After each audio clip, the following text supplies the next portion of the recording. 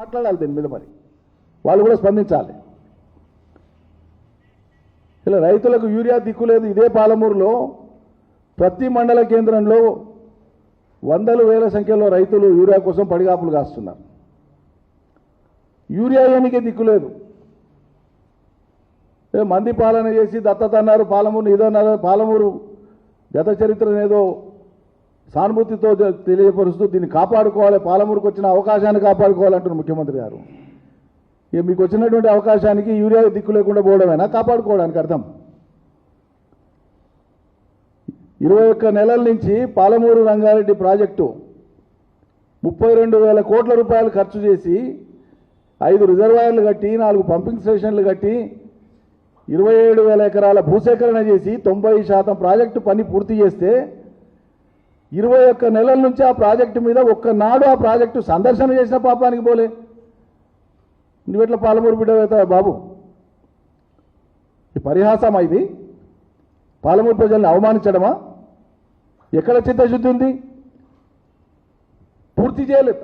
పూర్తి చేయడం కోసం చేపట్టి 90% పూర్తయింది కదా, అక్కడి నుంచి మిగిలింది మీరు పూర్తి చేయమనే కదా కోరేది. 5-6 నెలలు పనిచేసి 1,000-1,200 కోట్ల రూపాయలు ఖర్చు చేస్తే పాలమూరు రంగారెడ్డి ప్రాజెక్టు ఏడాది కిందనే అమల్లోకి వచ్చేది. ఏం చేశారు మరి మీరు? ఏమి చేయలే. అందులో అంతర్భాగమైనటువంటి కొడంగల్ నారాయణపేట లిఫ్టుకు ప్రత్యేక జీవో ఇచ్చి దానికి ప్రత్యేక ప్రాజెక్టు కింద ఏదో పెట్టుకొని ఏదో పొడుగా ముందలు తీసుకొని పోతామని చెప్పినారు. ఇది పెండింగ్లో పెట్టి తక్కువ ఖర్చుతోన ఎక్కువ ఆయకట్టు వచ్చేటువంటి పాలమూరు రంగారెడ్డిలో అంతర్భాగమైనటువంటి కొడంగల్ నారాయణపేటను వదిలేసి మీరు సొంతంగా ఓ ప్రాజెక్టు అని చెప్పి పెట్టుకున్నారు. సరే, అన్ని ప్రాంతాలకు నీళ్లు రావాల్సిందే, కానీ మేము చెప్పిన పద్ధతులు వస్తే తక్కువ ఖర్చుతో ఎక్కువ నీళ్ళు వస్తాయి, తొందరగా వస్తాయి. అది మీరు రద్దు చేసి పడేసి మీ సొంత పైత్యంతోనో ఒకటి పెట్టుకున్నారు. అదన్నా చేసి దబ్బన కంప్లీట్ చేయండి. ఎవరొద్దన్నారు? కానీ పాలమూరు రంగారెడ్డిని ఎందుకు పడుకోబెట్టినావు? పాలమూరు బిడ్డవే కదా. ఇప్పటికి ఒక 50 సార్లు అడిగింటాం మేము ఇక్కడి నుంచే, ఇదే వేదిక నుంచి. 52 సార్లు ఢిల్లీకి పోయడానికే టైం ఉంటుంది, కానీ ఒక్కరోజు పాలమూరు బిడ్డకు పాలమూరు రంగారెడ్డి మీద ప్రత్యక్షంగా పోయి అక్కడ చూసి సమీక్ష చేయడానికి వీలు కాదా? సమీక్ష అంటే ఇంతగానం మాట్లాడంగా లోకం బాధకి ఏదో పోయి పుట్టబోయి ఇట్లా మాట్లాడిస్తే కాదు.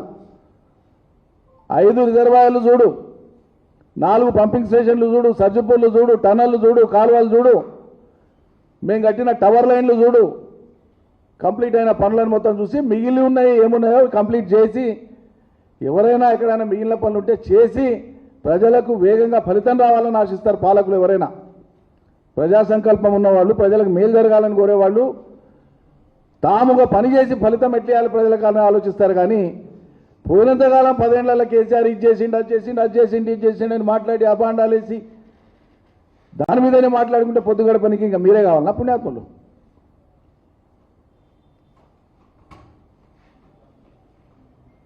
అబద్ధపు హామీలతో అధికారంలోకి వచ్చినారు. 21 నెలలు అయిపోయింది.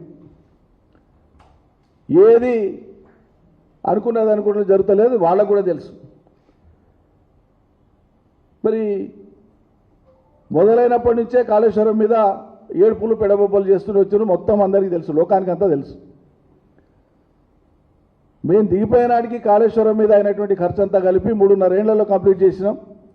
3వ టీఎంసీ కూడా కలిపితే ఇంకొక 15-20 వేల కోట్లు దానికి అదనపు ఖర్చు. కానీ మేము ఉన్నంత వరకు 2 టీఎంసీల వరకు కాళేశ్వరాన్ని పూర్తి చేసినటువంటి ఖర్చు 94,000 కోట్లు మాత్రమే, 94,300 పైచీలకు మాత్రమే. ఇక నోటితోనే నా మాటలు మాట్లాడేది. 94,000 కోట్ల రూపాయలు మాత్రమే ఖర్చు అయినటువంటి కాళేశ్వరంలో 1,00,000 కోట్ల అవినీతి, 1,00,000 కోట్ల దినం ఇదే భగవద్గీతలాగా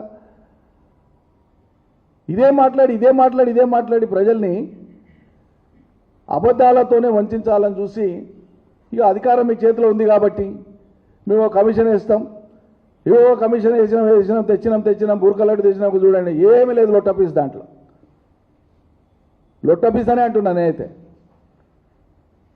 దానికి జస్టిసియబిలిటీ లేదు, అది నిలబడేది కాదు లీగల్ స్క్రూటినీకి 100% నిలబడదు. అందులో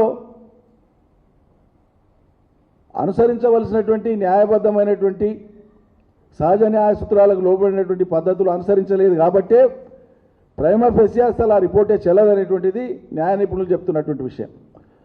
ఇతరేతర లోతుల్లోకి పోయినటువంటి అంశాలలో ఎక్కడ కూడా ఫలానా ఇది జరిగింది దీనికి వీలు బాధ్యులు అనేది ఎవరేం తేల్చింది లేదు, ఆ స్కోపే లేదు అందులో. ఒక రకంగా వాళ్ళు ఆశించినట్లు రాలేదనేటువంటిది కూడా అంతర్గతంగా వాళ్ళకున్న భావన అనిపిస్తుంది వాళ్ళ ఫ్రస్ట్రేషన్ చూస్తే.